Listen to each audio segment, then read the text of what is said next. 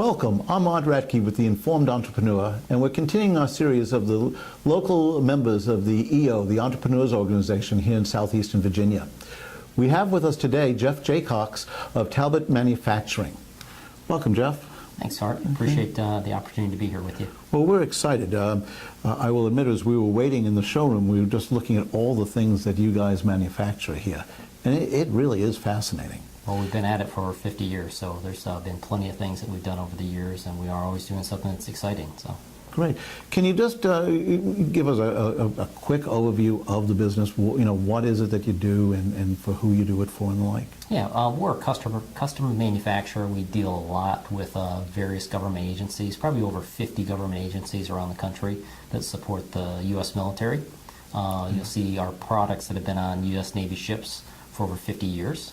And we also have things on mini vehicles and, you know, certain things for the space program, a little bit over Jefferson Lab on the peninsula. So we're really heavily indebted into the government. And then also we have a series of commercial customers we do similar things for.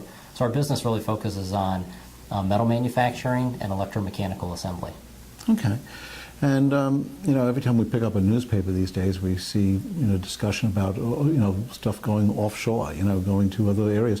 Why would someone choose to use a local manufacturer like yourself? Well, I mean, our specialty is really focusing on things that are high complexity, like high mix, and then medium to low volume. And what that does is allows us to stay in touch with our customer. We're constantly working with them on an engineering basis, whether we're improving the product, trying to come up with a better mousetrap for them. The other thing is time. Very few people have a lot of time on their hands in their schedule these days. The other thing is it keeps the inventory costs down. So if we're turning a product, let's say in a week, where an overseas manufacturer might be 10 weeks, it's a significant savings to them. They can ask for what they need and get it now instead of waiting. So it's a big advantage for us, and that's the market we work in. Okay. And what percentage of the business do you do? I mean, we were looking at, it looked like everything you did was custom. I mean, you know, how many standardized things do you have, and how many times are you dealing with someone saying, you know, I need this, and then you have to figure out what this is? Well, we do have a standard line of products that we've done for the U.S. Navy for a number of years. Probably consists of over 200 items, and they're very simple items that you'd see on ships and submarines. And then from there, it's endless. We really, almost every order has something that's unique. Our customers and what they're doing out in their market is they're trying to specialize to their end user. So we have customers that will come in that we may have the same foundation of parts, but they get packaged differently, they get coated differently, they get wired differently. So again, our goal is to provide what our customer needs to be successful, and that's why we've been successful in our different markets. So. Okay. Wonderful. And, you know, as you said, successful. We come here, you have a large facility. I say, you know, large, it's substantial, and you employ a substantial number of people, which obviously the local community appreciates. But as an owner of a business, okay, you know, the number one question I hear from owners is, you know, how do you find good people and stuff? Now, obviously, almost everyone you have is highly skilled. Yeah. How have you put that together? How do you create that chemistry and keep people like that? Well, we're really fortunate in this area. Obviously, we have a great educational system.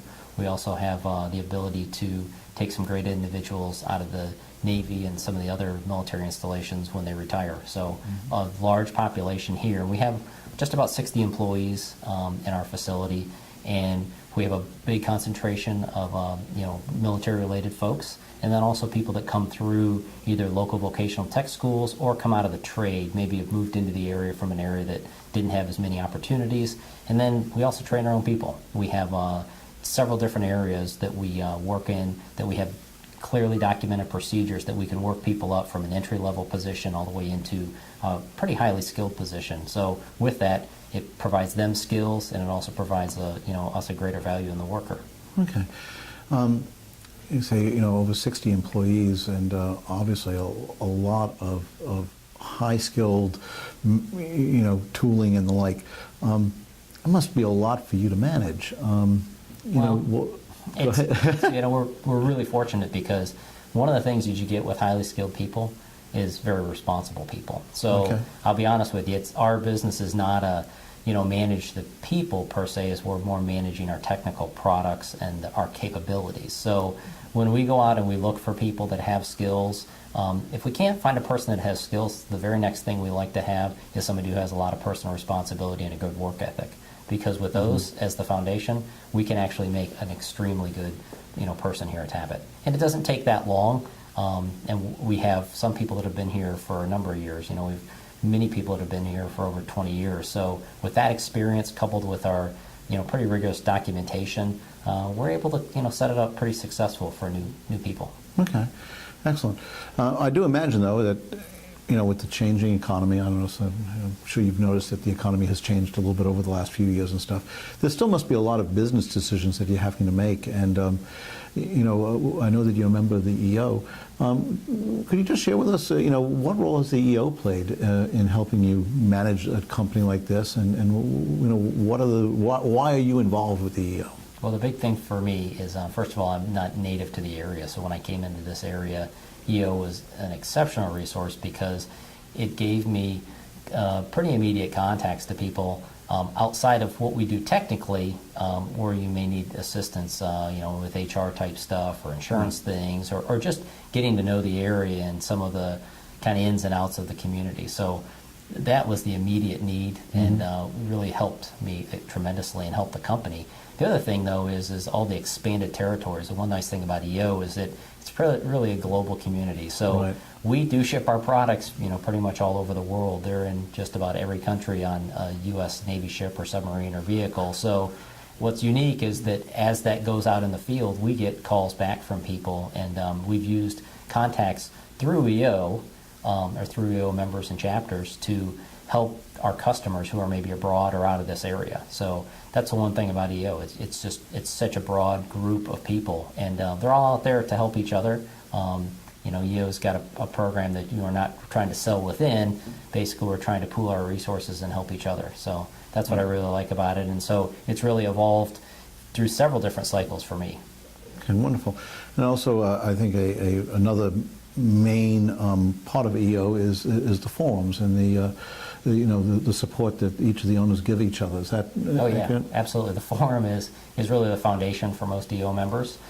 You have a real tight-knit group. You've got this group, in my case, there's 8 of us, and it's almost like having your own personal board. You can go to them with all kinds of issues, good issues, bad issues, things you need help with and guidance.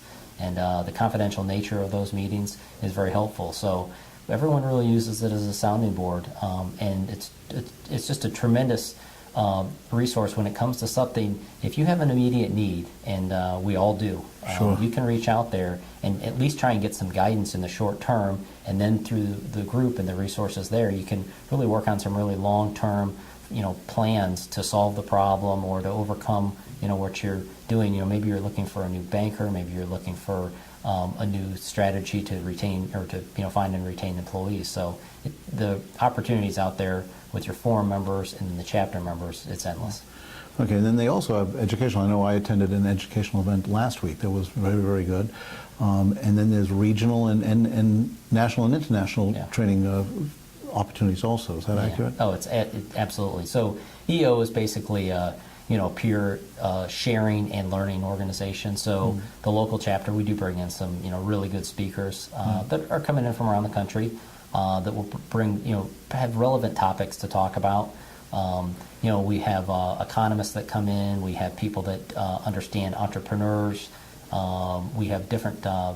With the healthcare policy was a big issue a couple years ago. So we bring those speakers in for specific events. But for members that are willing to go out and abroad, you can go to the regional events, which bring in real high-end speakers, really good workshops that can be done, and then also what they call the universities, which is really more of a multiple-day learning that has a set curriculum. Again, bring in really, really high-caliber instructors, and those are the type of things that you just can't go out and sign up for, and it's not something even like a local university has the depth to provide, because people that are business owners and entrepreneurs often think much differently than the standard person, and sometimes they look at climbing a mountain much differently than the standard person. They may go 50 different directions before they get to the top, but the goal is that they're actually determined to get to the top. and learn something doing it. So, again, EO's, the learning possibilities for me have been exceptional. Fantastic. All right, well, thank you very much. Appreciate you taking time. And is there anything else that you'd like to add before we sign off? No, I mean, I think what you're doing is really important, and it's providing some information to the community. And I think for all of us, and you included, is to try to grow a stronger community. We need to do it with companies, such as Tabet, to get a really good, strong base here, whether it's in the industrial area or it's the commercial area or the government area. But that's going to grow Hampton Roads into even a stronger community in the future. Absolutely. Thank you. Thank you. Right. And thank you for watching. Please check out the other videos while you're here. We have several EO members. I think you'll find them all interesting. There'll also be information supplied at the end of this video if you'd like to contact EO and find out if it would be a good fit for you or not. Thank you.